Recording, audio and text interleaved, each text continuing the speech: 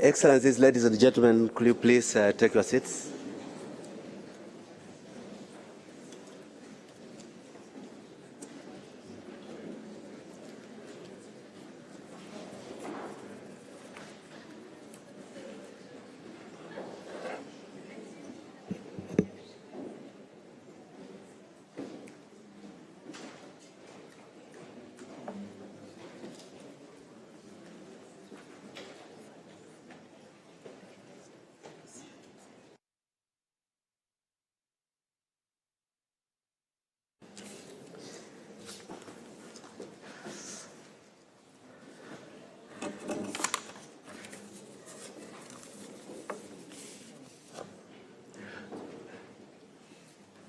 The Right Honourable Amor Mottley, Prime Minister of the Republic of the Barbados, the Right Honourable Justine, Prime Minister of St. Lucia, Senator the Honourable Dr. Jerome Walcott, Minister of Foreign Affairs and Foreign Trade of Barbados, Honourable Ministers present, the President of the Trade and Development Board, the Deputy Secretary General of UNCTAD, ladies and gentlemen, it gives me immense pleasure to bid you all welcome to this 16th edition of the Raul Prebisch Lecture. As you may know, the prestigious Prebisch Lecture Series is a periodical exercise delivered by prominent thinkers and public leaders. The first edition was delivered in 1982 by Dr. Raul Prebisch, the first Secretary General of UNCTAD, and since then we have had many distinguished presenters, among whom we have had deliveries by Professor Geoffrey Sachs, Professor Lawrence Klein, Dr. Joseph Stiglitz, Professor Jagdish Bhagwati, and Shrimati Indira Gandhi, among others. We are privileged to have among us today a distinguished daughter of the Caribbean, an important public intellectual, and a very formidable political leader to present the lecture for us. Maya Mottley is the 8th Prime Minister of Barbados. She became the first woman to occupy this position after the elections of 24th May last year. In one of the very rare miracles of Caribbean democracy, Maya led her Labour Party to win 100% of the seats in the parliament, in the oldest parliament in the Western Hemisphere.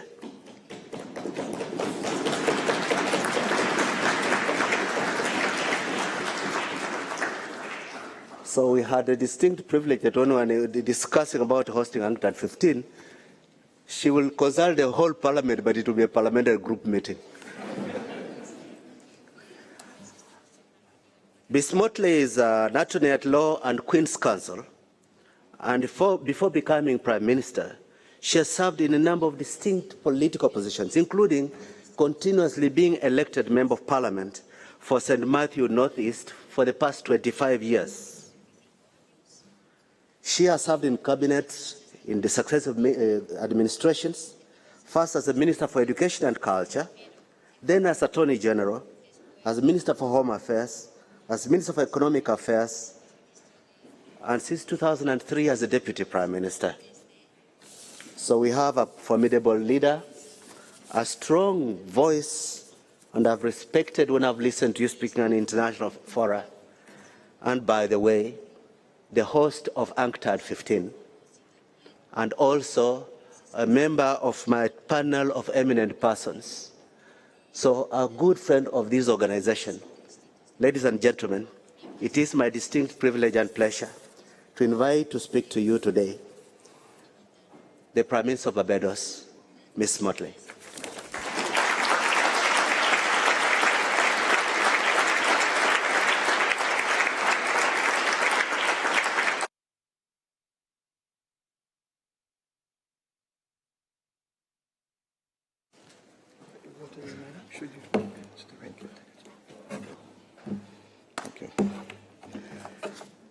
Good afternoon, all. I'm told that in Geneva you kiss 3 times. And I'm told that since my name is Amor, I have no choice but to spread love.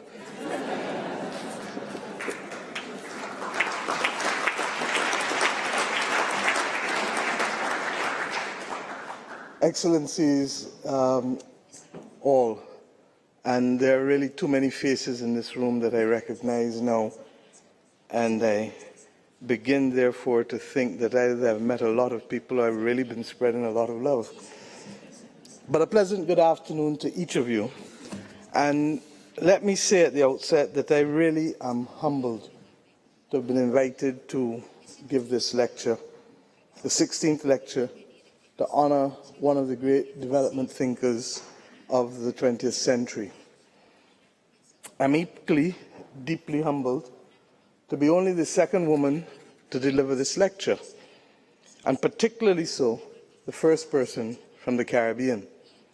With respect to those who have been accorded the pleasure, and you heard just now some of the names, I almost feel like a groupie listening to some of the best bands that I've ever enjoyed in life, and therefore must confess to being totally humbled by the invitation, because the thinkers who have given this lecture before are those who have inspired us to greater heights in public life across the developing world.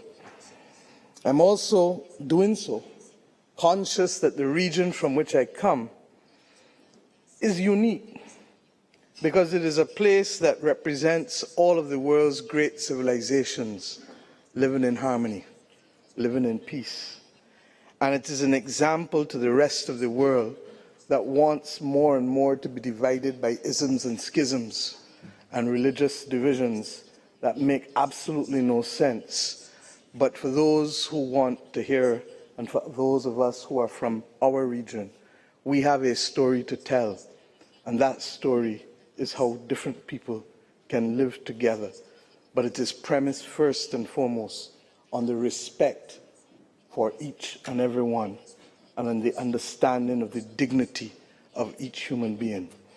I do not believe that there is a region that pays greater respect to social justice and to fairness than the Caribbean region. And I say so without fear of contradiction, even if with clear bias. But I understand that for many, we are either a wonderful place to have a holiday, and let me tell you that is true. And Prime Minister Chasney is here and he will agree with me on that. But equally, for too many, we are invisible. And that is of concern. Whether we share that invisible nature with the Pacific Islands and other small states is a matter for debate for some. But I've come here today to tell you that even if for many we are invisible, we're not indispensable. We're not dispensable. That we have a story to tell and we have an experience to share. But let me start. I am not an economist. I'm a lawyer, and by profession, we are familiar with disclaimers, so I issue that disclaimer up front. I'm not a trade specialist, but I'm in the business of development. I'm on a lifelong journey representing people, empowering them, enfranchising them, giving them opportunity, giving them voice when they never had, and when it was taken from them, giving them back voice, giving people a presence and highlighting them when others around either refuse to see them or cannot see them. And you may ask why? Why? Because simply it is the right thing to do, not just politically, but most importantly, morally. And moral leadership, my friends, matters. Moral leadership matters today in a world that is simply too similar to a world that existed almost 100 years ago, a world that bred anxiety and fear then, as it is breeding anxiety and fear today. And this is eerily so, because in spite of the passage of a world war, in spite of an atomic bomb, in spite of all other kinds of losses, the Great Depression, in spite of the positive aspects of our progress, the settlement of the United Nations Declaration of Human Rights and the International Covenant of Civil and Political Rights, in spite of the independence movement, we come today to find ourselves trespassing on ground that ought best to be left in our history and not to become part of our future. And to this, we have added the insidious threats of terrorism, and indeed, worse than that, the existential threat of climate change. Today, we have persons questioning whether our independence truly is what it was promised to be, or whether we are now being subject to forms of colonization that hitherto existed in our history and battles we thought we had long put behind us. So that I say to you that moral leadership matters, because moral leadership recognizes that basic right of each human being to be accorded first and always that decency and that dignity. And that recognition demands of us a better understanding that we, each of us, is needed to make this world a better place and to make a better life for people whose voices are not heard and who we do not see. And if we recall and place it in the context of our own body, each of us has a role to play. The smallest bone in our body is in our ear, and without it, we cannot hear. It is as important to us as all of the other larger bones which give us mobility and which allow us to do the things that we want to do. So that, small or large, we have a role to play and a voice to be heard. For those who like reggae, the last album to come out from Third World 3 weeks ago has a wonderful song called They Must Hear Us. And it could not come at a better time than for those of us who are now demanding that our voices be heard and that our presence be felt. But just as we eschewed and rejected completely slavery and colonialism and imperialism, just as we find it abhorrent today to contemplate, far less to support, subjugating people and removing freedom and choice from them, we must also recognize that true freedom requires changing the structural imbalances in power and wealth in our midst. Otherwise, it becomes what? Freedom in name alone. And let us reflect on it. In 1945, when the United Nations was established, the United States of America, Ghana, Kenya, Fiji, Jamaica, Guyana, India, we didn't all stand on a level playing field. We came to that point in time from different places, with different strengths, and with different levels of poverty. Prior to 1945, the extraction of wealth and the imposition of dominance in our world was not only tolerated, but in official circles, it was applauded. Nothing was done to correct that imbalance. Indeed, it was enshrined, as we see in the Permanent Five who get to sit in the Security Council.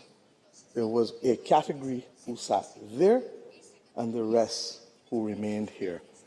And the structural imbalances in our power and in our wealth therefore became enshrined, rather than us seeking to create that level playing field before declaring that each of us was equal to each other as human beings or as countries. A global community that failed to appreciate the horror of colonialism also failed to recognize that the taxation which was imposed on countries such as ours to extract wealth for decades and in some instances centuries, to benefit persons and entities thousands of miles away, and whose only sense of entitlement resulted from their might and their power and their ability to subjugate. And I could refer to Haiti and its payment of a portion of its customs dues to the government of France after it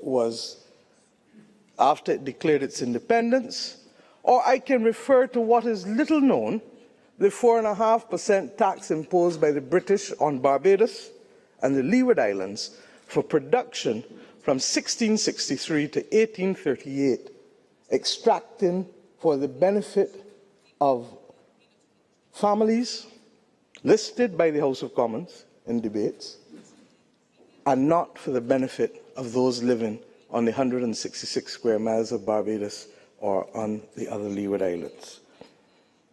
Their actions were not rooted in moral legitimacy, nor were they resting upon the tenets on which our spirituality and our humanity is supposed to be based, nor do they accord with the spirit of natural justice.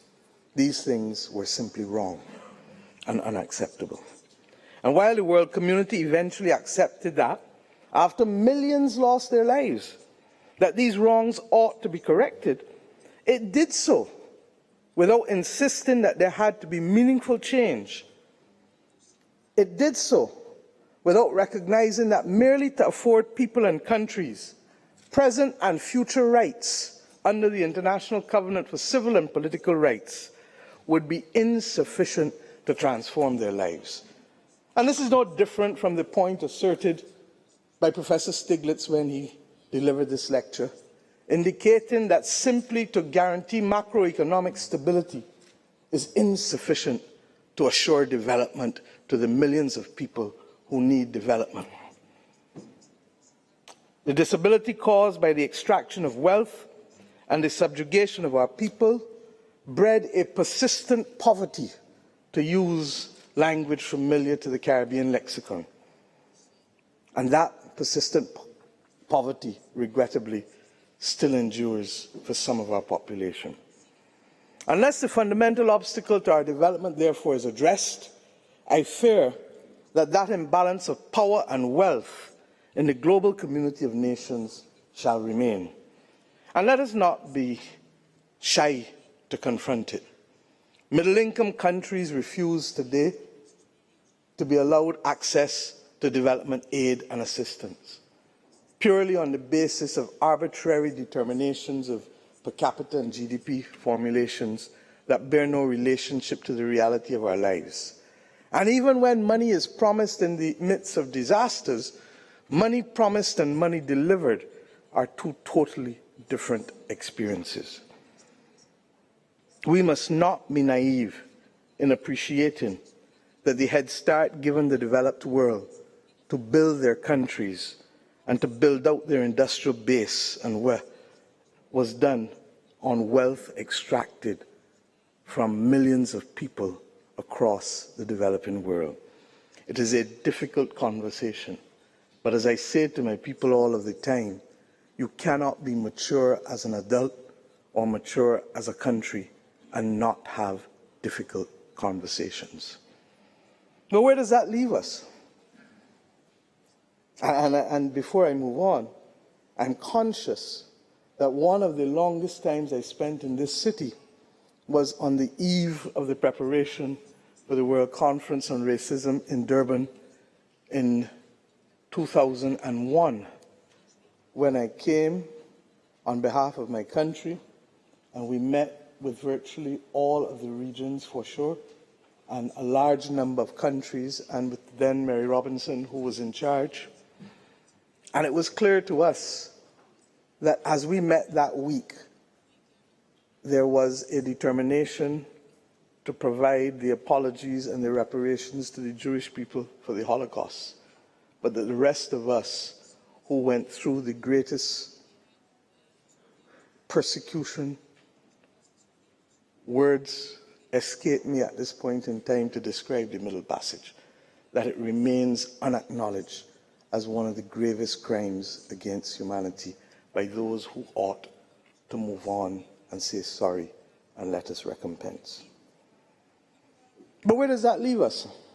In today's world, independence in name alone and without options for development, for transforming and transitioning the lives of our people is as hollow an experience as possible. It breeds cynicism among our people, especially our younger people, who have the same aspirations as young people any other part of the world and who cannot appreciate why they are being denied the opportunities simply because their countries cannot afford to build and build back and build and build back, as I will talk about very shortly, because of being on a front line to a war that we did not start. What is our other reality? That we continue to fail to access markets on fair terms. That we fail to have, for example, correspondent banking services because we are either simply too small to be seen or too small to matter to some.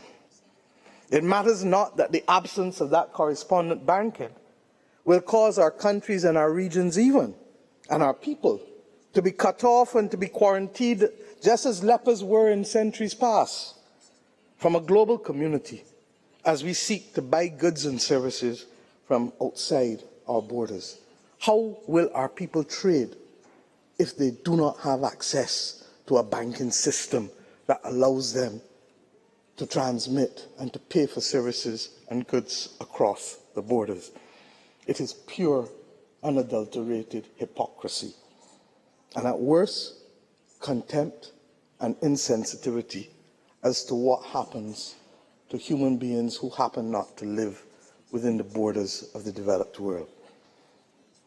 The truth is that de-risking as practiced by the large regional and global banks is simply a commercial banking decision based on an unwillingness to exercise effort to go through the process to determine who ought to and who ought not to benefit, and a determination that they are not prepared to make that effort because it cuts in to their profits at the end of the day. It is a decision certainly not rooted in moral legitimacy or moral leadership. But let me say, that is their right. And it is their right as a private entity so to do. For they can pursue their own narrow self-interest, although there are now debates arising again as to whether the maximization of shareholder value is to be the determination and the principal objective of companies, or whether they ought not to do that which centuries ago companies, and the derivative of the word company comes from that, were set up to do, to be able to deal with stakeholders across the board. And stakeholders range from employees to customers to investors to directors to governments to consumers. But it is not really their fundamental duty, even if I acknowledge that, because the duty is on countries and on international bodies such as this and others to question and to urge reversal of these insensitive policies that very often have their origin at some middle level in some government or some international body, not appreciating the consequences or the range of reach of the determination that you should seek to tick all of these boxes as if you were ticking an exam paper that has no meaningful consequences upon the lives of ordinary people. How does this world expect to ring-fence entire regions of people from trade and commerce? And this issue is an issue that I submit is fully ripe for the engagement of this august institution that founded itself on doing right by the developing world of this globe. Bullying on a playground cannot become the standard or norm for the behavior of international community or countries. I say to you that this recognition of the powerlessness that is foisted on us against these faceless decisions that inhibit our ability to move forward with certainty and confidence is not new. And that is why I started my thoughts with you from a time and age past, because you need to understand that for us, it is the same attitude, but in a different dress and in a different garb and with a different volume and with a different accent. It appears differently. And just as with the passage of time, wars look different, just as with the passage of time, we continue to look at things foisted on us, the appearance today is just different. But we must be discerning enough to recognize it when it presents itself. The powerful example of those in a post-World War II environment, those fighting for sovereignty and for independence, for really what simply was the right to choose for the people, and to build lives and to build platforms for development, what this organization was formed to do. Those causes and those objectives inspire us still, as they must. And it is this tradition of intellectual leadership that we stand upon, and it is best exemplified by the work and advocacy of the man whose name we honor today in this lecture series. It was a battle engaged by persons like Prime Minister Gandhi and Prime Minister Michael Manley, who sought to frame then a new international economic order, only to have it confronted by the might and shouting of the Washington Consensus, to invalidate the moral rectitude of the leadership which they sought to exhibit in their time. And what happened? The thesis that inspired the independence movement and the new international economic order and the establishment of UNCTAD was developed and refined and expounded and challenged and refined again. And those who espoused the Washington Consensus, with all of the might and dogma that they had, sought to obliterate the very foundation of courage and leadership exhibited by those public servants, politicians, and academics who sought simply to seek equity and fairness and development for citizens who had never been the beneficiary of the same in the countries in which they live. In this way, we thank all who gave these lectures from this platform for their courage, because there was a period of time when their voice sounded like the voice of a pariah rather than the voice of moral leadership in our world. But President Obama has famously told us that history does not come in a straight line, and it truly does not. And hence, therefore, we have to move on, conscious that concepts such as import substitution, so championed by Raul Prebisch himself, became a thing to be scorned and to be eschewed. And without, my friends, wanting to sound as though I am clutching to an age past, I ask us simply to understand and appreciate the need for food security, to which I will advert later, and therefore the need for protection of production if we are truly to be able to guarantee food security to islands that are cut off by water and for whom logistics of supply become challenged, particularly when the entire neighborhood is challenged by the very same climate systems that prevent the movement of ships and planes. I say to you that we all know that markets are not perfect, And whether we go back to Karl Polanyi in 1939 in his great book, The Great Transformation, or whether we come forward to today, we know that markets left to their own devices will favor simply the mighty and only occasionally the lucky. It is against this background, therefore, that I want to share with you why we need moral leadership yet again in today's world. It is against this background that we need to have moral leadership to guarantee voice and relevance and decency for the country and peoples of the world, the countries that remain invisible, regrettably, for those who meet to plan out the future in their own image and not in the interests of the principles of the Universal Declarations that we agreed to in 1945. And why do we need it? We needed it when Mahatma Gandhi and the other freedom fighters of the world fought against the tyranny of subjugation and colonialism. And you know what happened? The world recognized the moral legitimacy of those battles.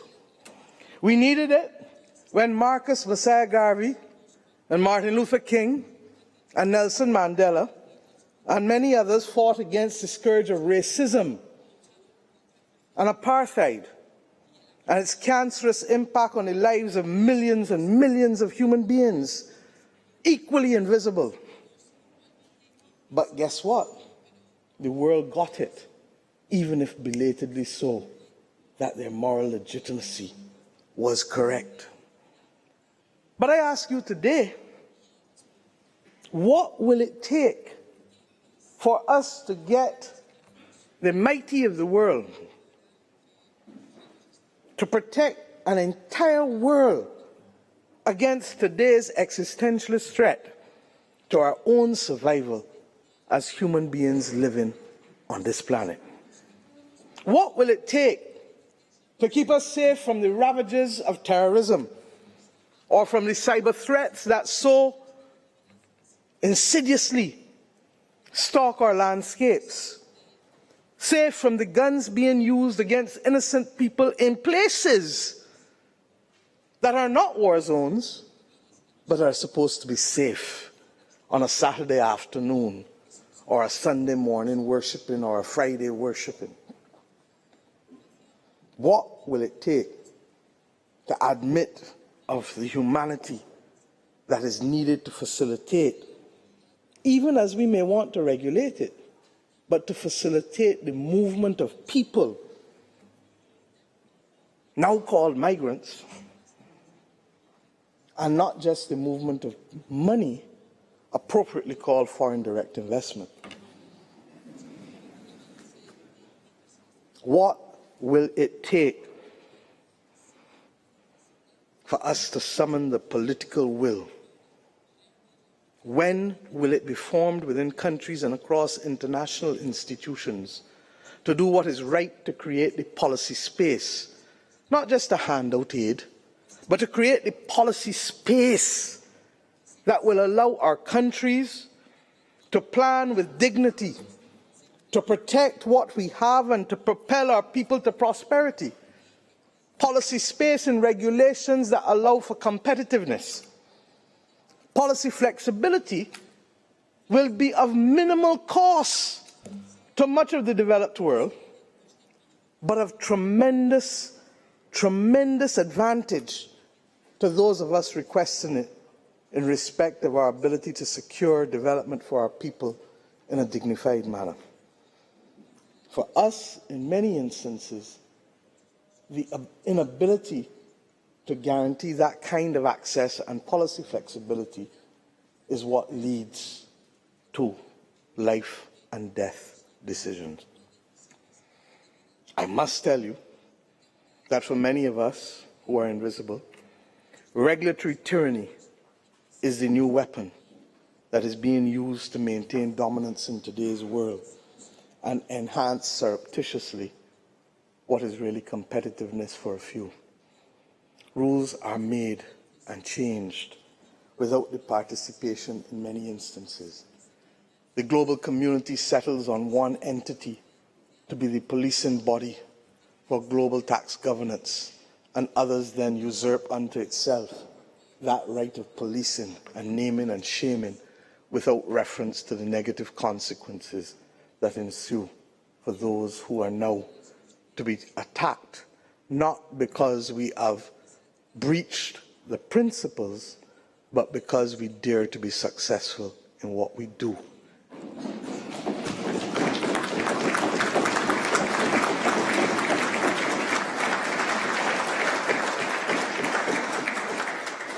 We can play football too. We can play cricket. In fact, we used to be the best at cricket.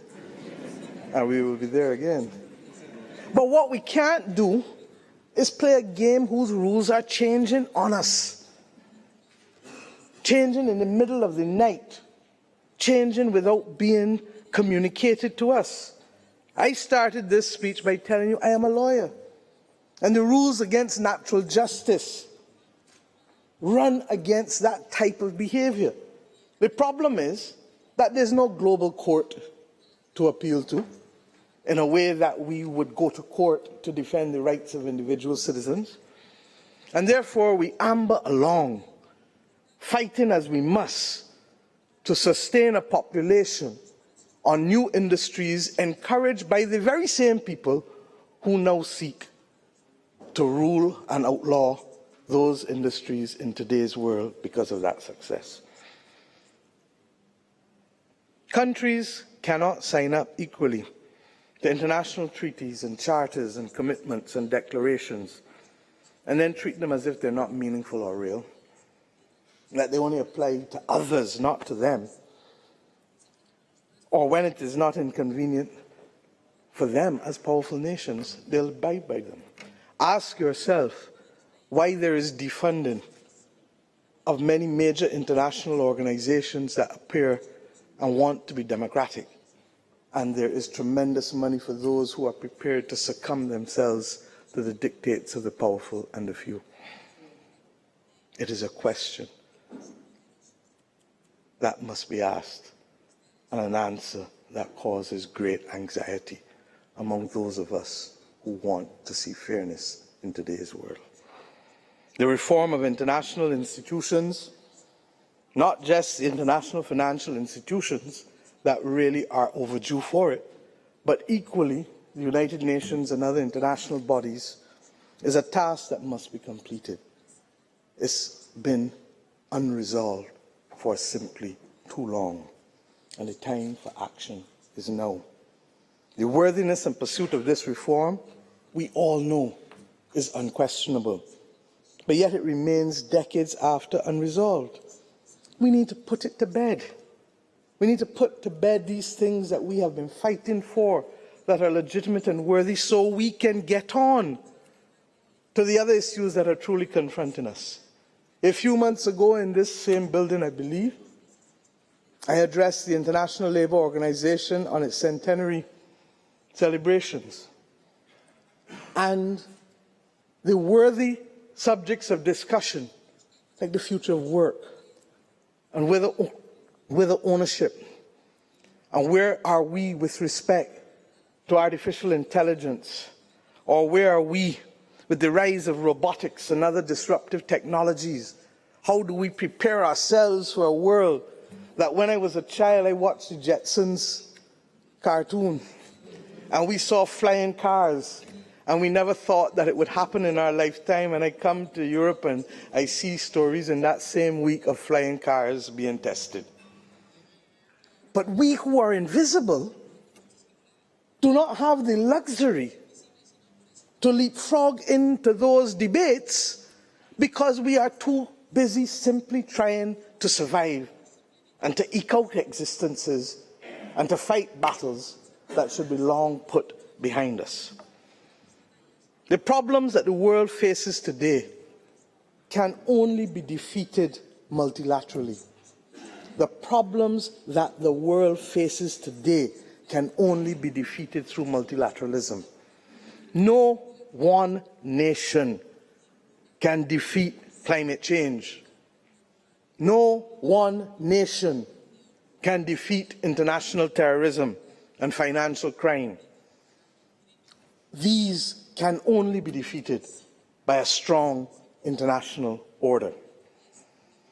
But that international order, you and I both know, like the chain that I wear around my neck, is only as strong as the weakest link, is only as strong as the smallest among us, is only as strong as we are prepared to account for the invisible. And hence, I say to you that that smallness still represents a group of people who are indispensable. In the same way that weak links attract financial crime, an international order that is not inclusive and not strongly rooted in fairness and moral legitimacy will fail to halt and reverse climate change. In the most global of battles, all of us of sound mind and strong body and capacity are needed to fight.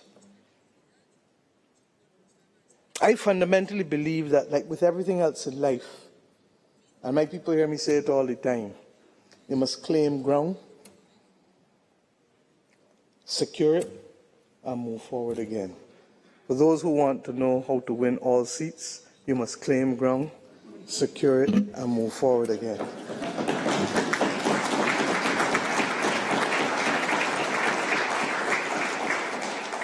In my country, the older people would say it in good Bajan dialect, and Trevor, you would know it, one blow is kill old cow. One blow at a time to secure what you want. Others tell you about one step at a time. And as I said earlier, we do not always move in a straight line. In fact, those who doubt me should come to jump in Carnival or crop over and you see how we dance, because we chip 3 steps forward and 2 steps back, 3 steps forward and 2 steps back. That's how we move, that's how we dance. So that what we really need to counter that movement is collective partnerships, new voices to inspire and to influence, because it is clear that the current construct is not carrying us where we need to go. And we need to set out priorities and to work assiduously to make them happen.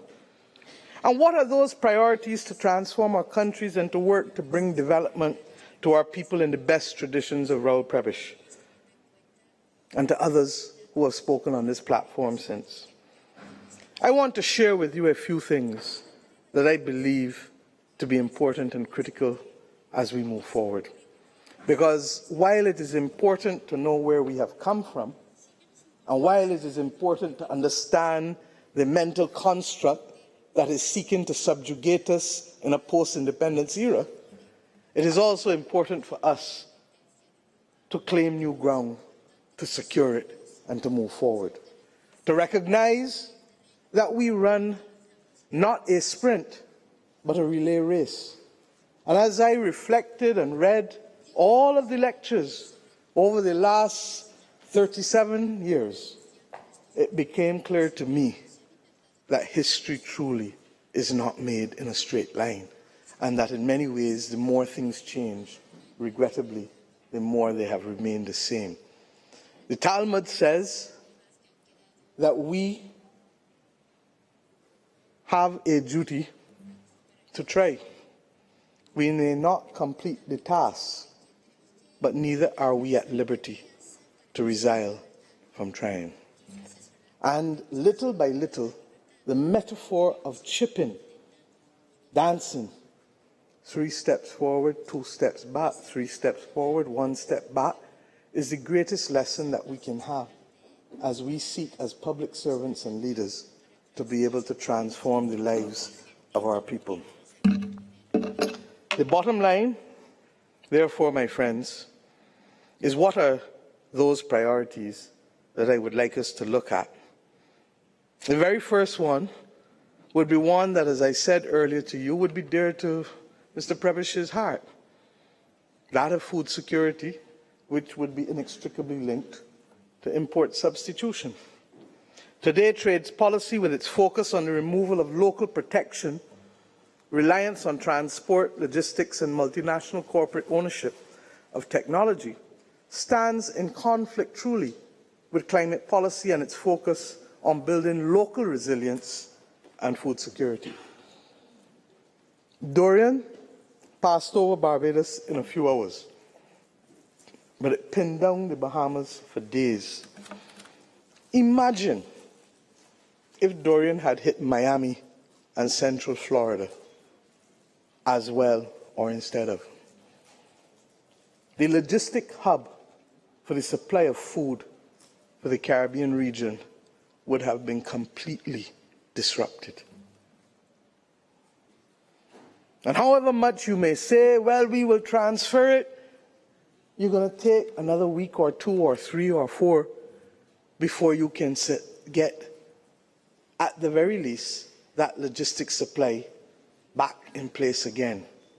And what happens to those who may equally have been affected by the same weather system and for whom, therefore, there is no form of normalcy with respect to the provision of food and supplies?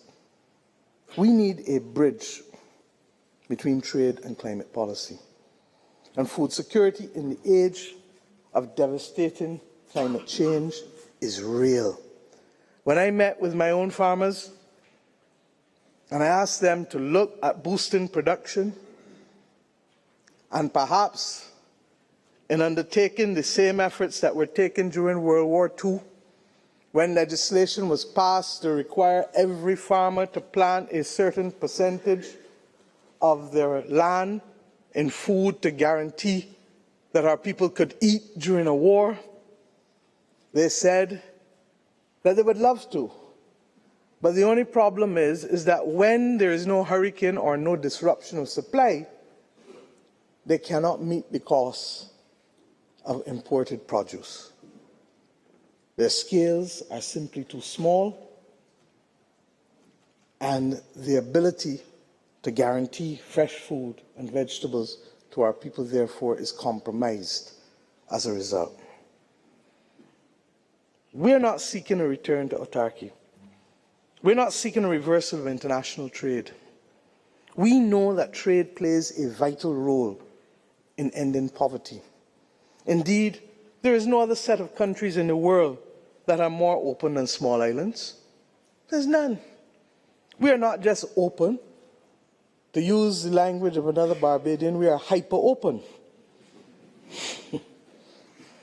There is no other set of countries as exposed to the shifts in international consumption and production than us. It is equally a source of our strength, but it is a source of our vulnerability. Brexit, I contend, has affected Barbados more than it has affected Bradford. Our exports and our imports are a huge multiple of our economies. And often we export everything that we produce and regrettably import everything that we consume. In that context, my friends, therefore, I submit to you that we need a reorientation of trade policy that supports both global trade but local resilience, that allows a resilient minimum to be secured first, because without that resilient minimum, our populations are at risk to the vagaries of all of the worst aspects of climate change and all of those things that undermine development, from crime and terrorism to lack of social cohesion in our thing. Thank you.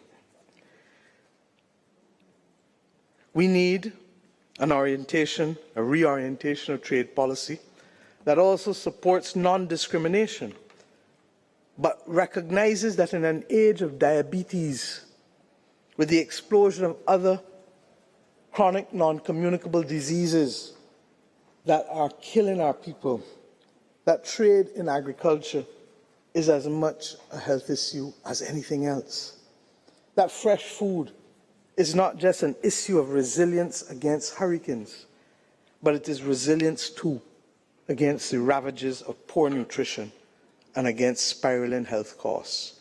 What is the sense of summits at the United Nations General Assembly to fight chronic non-communicable diseases last year and this year again, and yet we cannot treat to the issue of a trade policy that supports the kind of food security that we need to help us and the kind of trade policy that we need to protect the health of our nation. Yes, we do need a revival of the nexus of trade and development. And I hope that as we meet, and I invite all of you to come to Barbados next October, UNCTAD 15, that we can put in sharp focus trade, climate change and development for all of us, of which food security is but one of the components. But I also want to talk to you about the blue economy, because as we meet in Barbados next year, we want to add the blue economy as truly the next frontier. And many of your organizations have begun to recognize that this is absolutely critical. Any focus on economic sustainability for us as islands must bring into sharp focus the blue economy. The value of the seas, be it from fisheries, the extraction of minerals, the absorption of carbon, all of this adds materially to the economic base of all, but especially small island states.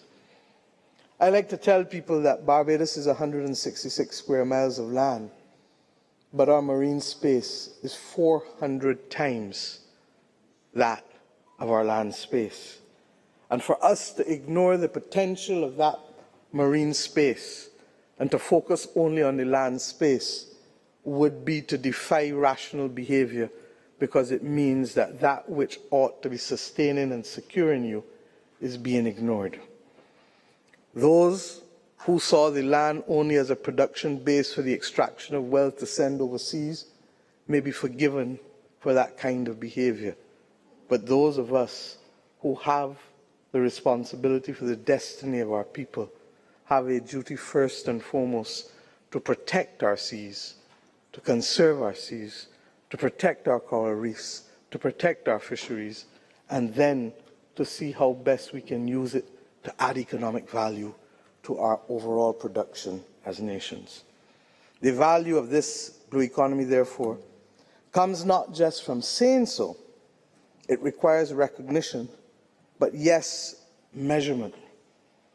And measurement, there's a deficiency that we have in being able to translate it into the cases that need to be made, such that we speak the language of others who only see things in raw economic terms and statistics, and who do not therefore appreciate why this adds value to us. Prime Minister Chasney is famous for making the point that if we were to treat to the Caribbean Sea as one group of nations and to truly extract its value, we would then be able to see what it is worth to each and everybody, from the fishermen to the cruise ships, to those who yacht, to all who move through it. Indeed, his view is really premised upon Norman Manley's view, expressed more than 60 years ago, that the Caribbean Sea must forever represent the patrimony of our people. So that I look forward, therefore, for us grasping this opportunity. And indeed, when we formed the government 1 year ago, I appointed for the first time a Minister of Maritime Affairs and Blue Economy, because unless we maximize the opportunities afforded us, we will not be going anywhere. In our own case as well, our blue economy is being challenged by untreated runoffs into the ocean, by the acidification, by the bleaching and death of coral reefs, which are impacting fisheries, and most recently of all, and most perhaps horrifically of all for those who love the beach as I do, by sargassum weed that is literally strangling the inner waters of our nations, from Trinidad and Tobago and Barbados in the south to the Gulf states in the north, from the Bahamas in the east to Mexico in the west. And yet, there is no signal effort by the global community to treat to this awful, awful development and to allow us to understand fully how we can confront it, how we can stop it, and how we can make sure that those who have suffered already economically from the inability to ply their trades on the coast can be compensated as we move forward. There is no immediate pool of funds available to us to do it. That brings me to the third point, that we need a new colloquium on insurance and investment.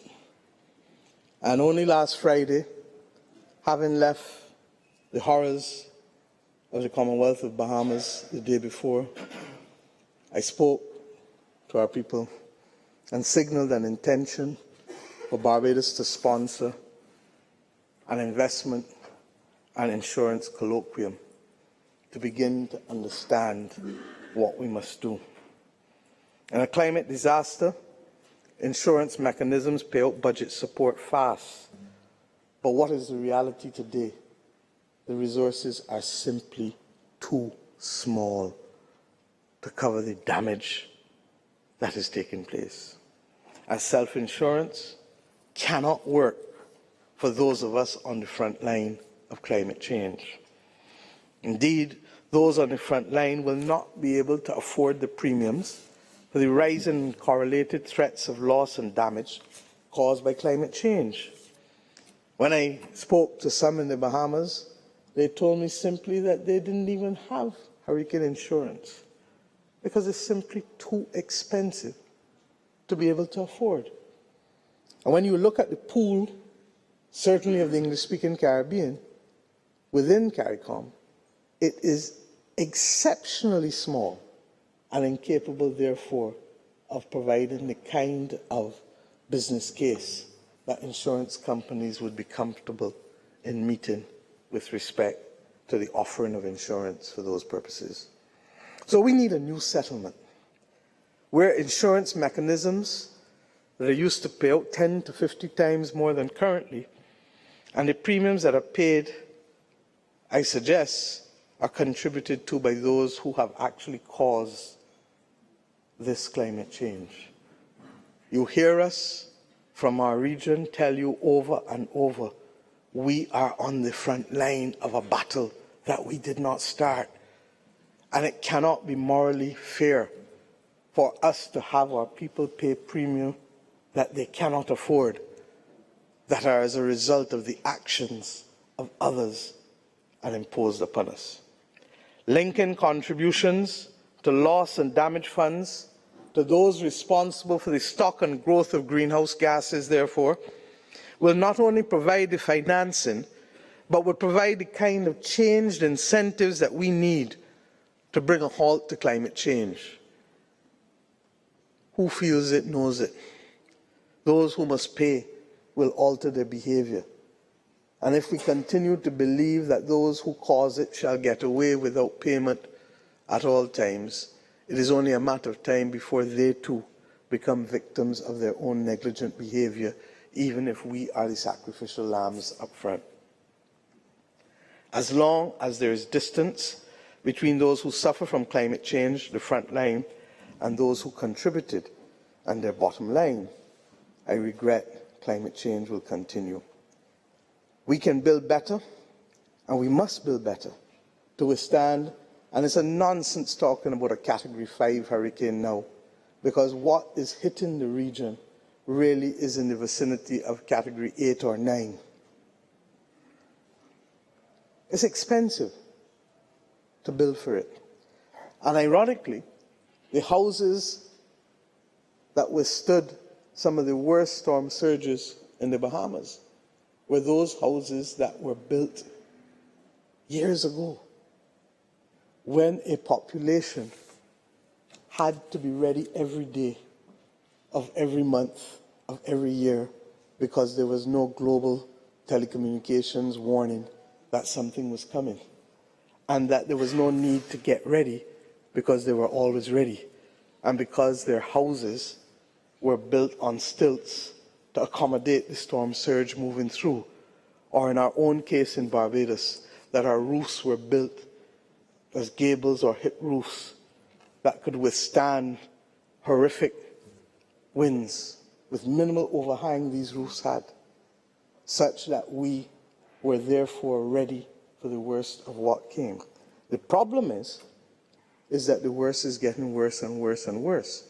And the question must now be, do we need to re-engineer, even if keeping the core tenets of much of that original architecture that had our people ready in a pre-technological age, because they simply had to be. We also need new institutions, such as the one being proposed by Prime Minister Chasney for SIDS Foundation, and other new institutions with new governance structures that will enable these investments to lift countries, regions and cities and not sink them into debt. The bottom line is, to build back, we have to borrow. And when we borrow, it is added to our debt to GDP. And when our debt to GDP rises, our credit rating drops. And then we are unable to meet the basic fundamental demands that normal development requires of us. There has to be a recognition of being able to isolate that debt which is necessary to build resilience or to build back from a climate disaster, as opposed to the normal aspects of development. Because if we don't do it, I can assure you, these small states will not be able to carry the costs of climate disaster. And there will be additional climate refugees in the Caribbean. Those who say that we never had any have never heard about Montserrat and the volcano. Those who say that we didn't have any have never heard about the total evacuation of the residents of Barbuda, or what, for some, clearly now is total evacuation in Abaco and other parts of the region that have had partial evacuations, like those who suffered from Irma and Maria in 2017. The gap between those suffering and those contributing, regrettably, is therefore not closing fast enough. We need to mobilize people as well to recognize that it is expensive to put all utilities underground, to safeguard our slopes, our riverbanks and our coastlines, and it's too expensive for us to incur this debt. Our own country's major transformational project for the next decade is called From Roofs to Reefs, and it includes being able to rebuild our reefs and to rebuild our roofs, because we know that you will pay for a disaster one way or the other. It is just that it is cheaper to pay for it before it happens than after it happens. The other point that I want us to look at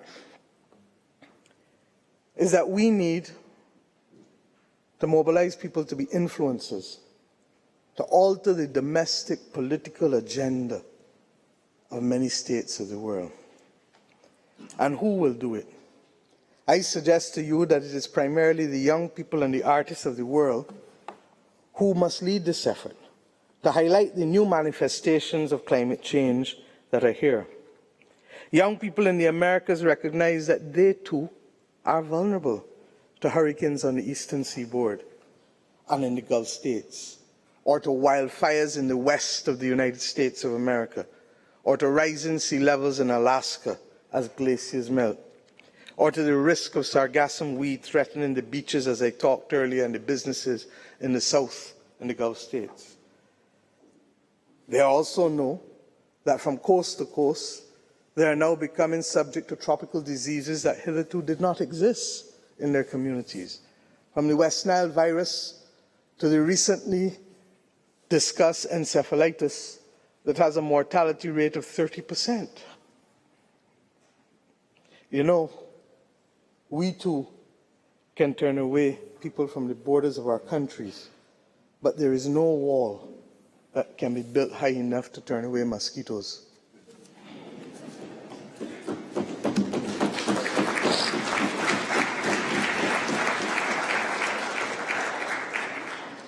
In 2017, we had 2 Category 5 hurricanes in 2 weeks, previously a once-in-a-thousand-year event. But yet earlier this year, Mozambique had 2 cyclones, 2 or 3 weeks apart, affecting more than 2 million persons. Just the other day, Japan suffered one of the strongest typhoons it ever had on record. Cyclones and flooding also affected landlocked Malawi. In Zimbabwe, you talk about both flooding and drought in the same year. Our brothers and sisters in the Pacific, like us in the Caribbean, are also experiencing sea level rise, causing coastal flooding, and which within a decade could see the Maldives disappear right before our very eyes. And yesterday we saw more examples of flooding in the Sudan.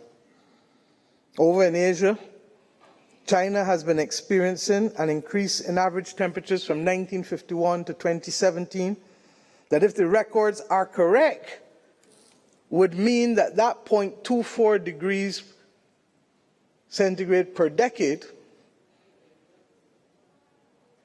is more than what we are trying to halt to allow coral reef countries to survive, Greenland and the Arctic and the Antarctic summer sheets to survive. We say to the world that we cannot abide more than 1.5 degrees change, but the world is happy to discuss 2 degrees as if we are dispensable, because we are invisible. Europe, over the past decade, has been experiencing its hottest summers, and on record this year, July 2019, being the hottest month on record ever. And yet, on the flip side, the winters are getting colder, more bitter. And what of the fires in Brazil? Didn't we witness a host president dismiss an entire agenda for G7 countries in as colorful a way as is possible, so that they may discuss a 3-week conflagration in the Amazon made up by an incredible 2,500 fires? My mind could contemplate and imagine 5, 10, 50, maybe even 100 or 200. But tell me who in here can contemplate 2,500 raging fires in the Amazon? It is believed that in that one set of incidents, we have reversed much of the efforts of the world in seeking to reduce carbon emissions. And let us not forget, of course, the global crisis of vanishing groundwater, whether it is in Morocco, or in Peru, or in India, or in Kansas, in the US, or indeed in my own Barbados. Against this reality, not projections, but reality, younger and younger people will rise up. Our children will rise up, for it is their lives that is being sacrificed on the altar of greater profits and convenience of a few. Coalitions must be formed, and mercifully, technology allows those coalitions to be formed beyond boundaries by our young people. That is the force that I believe will be the tipping point to cause nations of the world and to cause powers to understand that it cannot be business as usual, and that simply to respond to the dictates of powerful lobbying groups or unique pockets in constituencies will not be sufficient to constitute leadership of your country, your region, or the world. We must therefore work in our own way to mobilize our young people and to mobilize those who influence them, our artists, our sportsmen, our priests, our business people, who are sensitive to these new realities and who believe that they want to be able to talk to their grandchildren and to live in comfort 50, 60 years from now. But not as refugees, but as proud citizens with a proud and worthy history of dignified battle against those issues that have threatened to cause us the greatest difficulty. And history is replete with examples of how to form global coalitions. Apartheid did not come down for almost 50 years, but it came eventually because young students like ourselves in the early 80s, in the late 70s, believed that it was no longer tolerable for governments to accept that this could be how people treated one another in Southern Africa. And when that battle achieved the moral legitimacy that it needed among young people, established governments and powers eventually were forced to lower their guard and to allow the walls to fall. The same with the Cold War. So there is justification, my friends, for me having utmost optimism in our young people and their ability to bring sense where sense has fled those who now have control. The question is, will it be too late for us? Will it be too late for those of us on the front line? I want to leave you with this last one. And some may think I'm mad or dreaming. Some may think that I listened to too much John Lennon last night.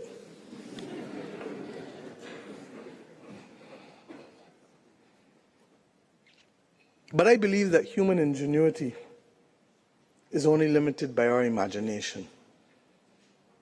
And that we have shown that all things, with the exception of causing the dead to rise, are possible. On September 12, 1962, in Houston, Texas, John F. Kennedy set America the goal of getting to the moon before the end of the next decade. The technology did not then exist at the time. In our own small way in our countries, many of us set noble goals that at the time we really didn't know how we were going to achieve it or even finance it. But the setting of the goal and the application then of the resources necessary to achieve the goal moves in each of us a spirit that is absolutely critical to fight this war against climate change. We archive what we set our minds to, but we achieve what we put our resources behind.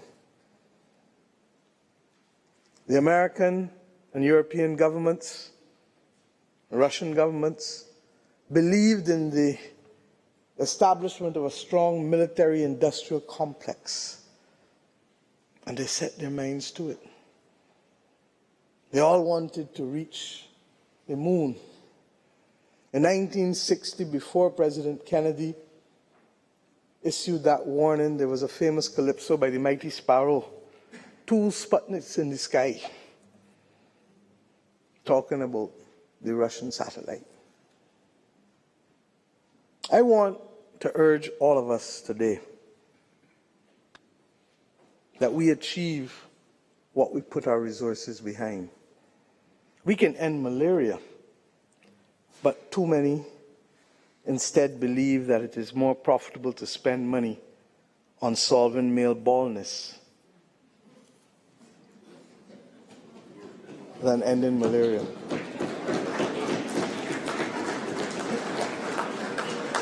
Those who are bald can applaud. The bottom line is that if it matters enough, we can choose to end climate change. And I truly, truly, truly, truly believe it. The ingenuity that took us to the moon will solve the problem. And the economics, my friends, is moving there too. Every week, there's an article in a different journal or a different newspaper or a different documentary. We're now being told that New York has 72,000 buildings now classified as being at extreme risk of flooding, with a value, an insurance value of $129 billion. An increasing amount of money will be spent to solve climate change. Today, the report that came out that $1.8 trillion is needed to be able to prepare the world for the worst examples and excesses of it.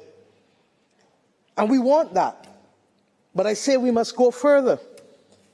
And I make bold to say that the nation that wins the technological race to beat climate change will become the most powerful nation in the world.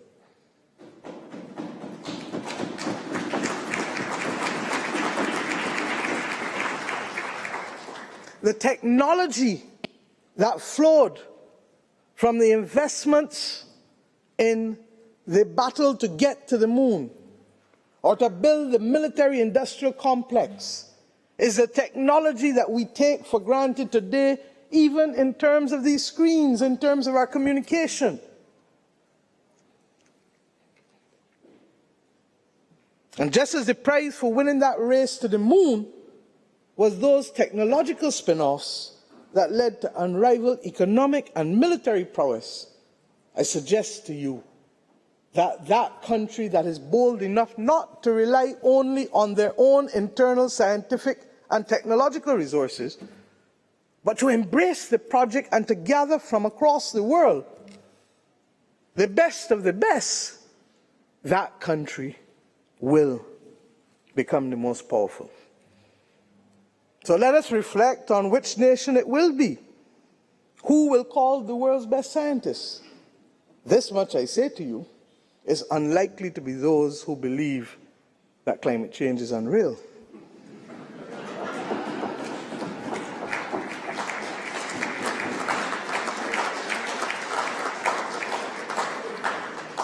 Because, like an alcoholic, we must first admit that we have a problem if we are going to solve it.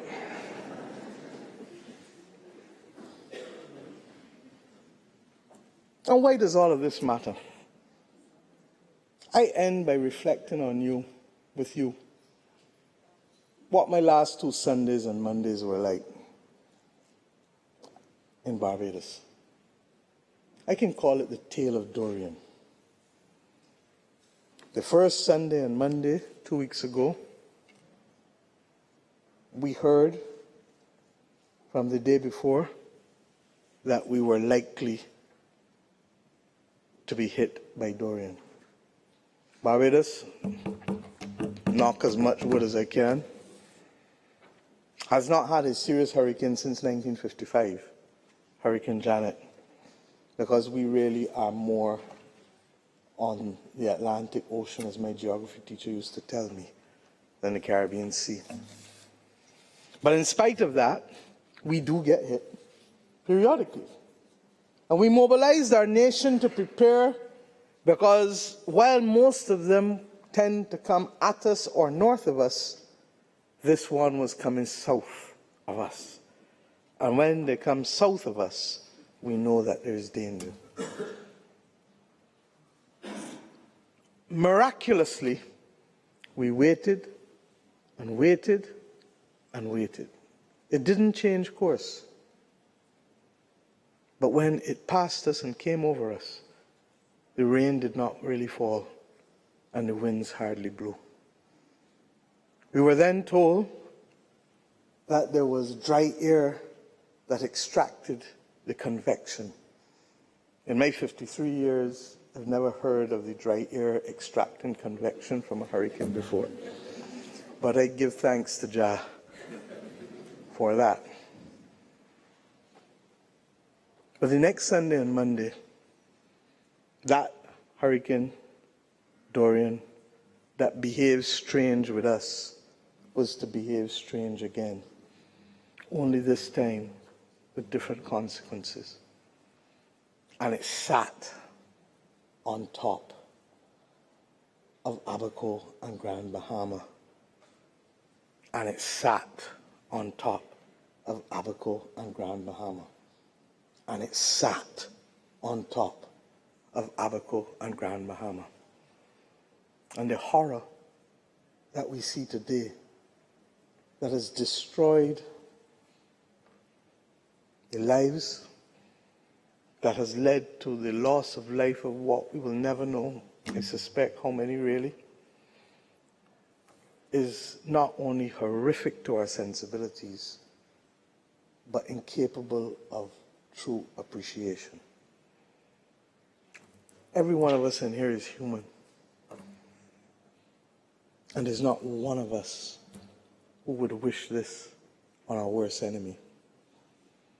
If it is unacceptable for us to contemplate it, then when are we going to summon the political will to halt and to reverse climate change? It is as if we are watching a horror movie or having a bad dream. But when I pinch, I feel the pain and know that we are very much awake and living in the worst of times when it comes to the actions necessary born out of moral leadership and moral legitimacy. How many times can a man or a woman turn their head and pretend not to see? Our generation, my friends, has a choice to make. Do we assume leadership and establish our moral legitimacy? Or do we light a million candles for the help that never came? Are we prepared to make the difficult decisions, recognizing that the investments, yes, will be made? There will be a country that will do what is necessary to halt and reverse climate change. I am confident of that. But will it happen before we are seen? And will it happen by a people who will no longer treat us as dispensable? We can't fight this battle alone. I can tell you this: if we had the resources to do and apply the scientific research, it would be done. Ours is a voice. Ours is to continue the battle. Ours is to spawn the new allies in our young people across the world. Ours is to have the insurance and investment colloquium that will try to mitigate some of the clear and impending danger. But like a man on death row who is waiting and waiting and waiting, we now wait every year for what we thought was September and October, and what we are now learning can be as early as July and August, and as late as November. A few years ago, the global community determined that there should be the Warsaw International Mechanism on Loss and Damage. I ask you, when will that mechanism move from words to reality? For we have no more time to squander, and we do not have the resources to make the meaningful intervention to make that difference. Part of me knew when I accepted to do this lecture on today's date that there might have been a risk that I would have to ask for it to be deferred, because anything in September or October is fair game. Now, August, September, October, November. I want us to leave here this evening declaring that the time has come for us to act. Martin Luther King spoke about the fierce urgency of now, but he didn't quite contemplate, I'm sure, this moment in time. For if he did, the fierce urgency of now would seem to be an understatement, and he might speak more in terms of apocalyptic times. I ask us to declare today that we have only ourselves to blame if we do nothing, and that our only limits are the limits to our imagination. That we archive, as I said, what we set our minds to, but we achieve what we put our resources to. I ask us equally to recognize that the links between climate change and trade are real, between trade and food security, between trade and the blue economy. But above all else, that the governance structures that we evolved over the course of the last few centuries are now not sufficient to guarantee the survival of the world. There may be some who are prepared to be Darwinists and to only argue for the survival of the fittest. But the region from which I come believes that each one matters. The question is, are there sufficient among you and your countries to equally believe that each one matters? Thank you.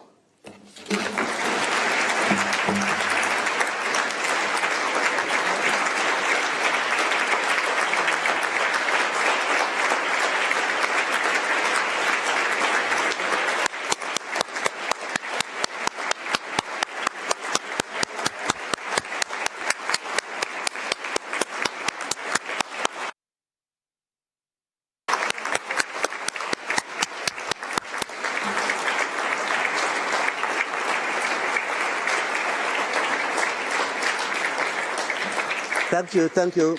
Please take your seats for a minute.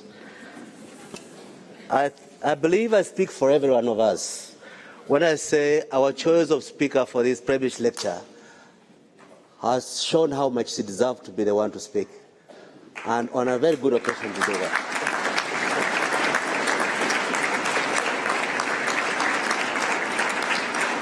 Thank you once again, Right Honourable Prime Minister. I just have one announcement, but before I make it a grave indulgence, my colleague and friend, Fektamuela Katoa Utaimanu, the Undersecretary General of the United Nations and High Representative for LDCs, LLDCs, and Small Islands Developing States. I acknowledge your presence. I want to thank you very much for being with us. Similarly, Dr. Patrick Ignatius Gomez, Secretary General of the African, Caribbean, and Pacific Countries Group. My colleague, Aranja Gonzalez, the Executive Director of the International Trade Center. Baroness Patricia Scotland, the Secretary General of the Commonwealth. Thank you very much for joining us this evening. Ladies and gentlemen, courtesy of the Commonwealth and UNCTAD, I now invite you to join us for a reception outside this hall. Thank you very much for your patience and your attendance.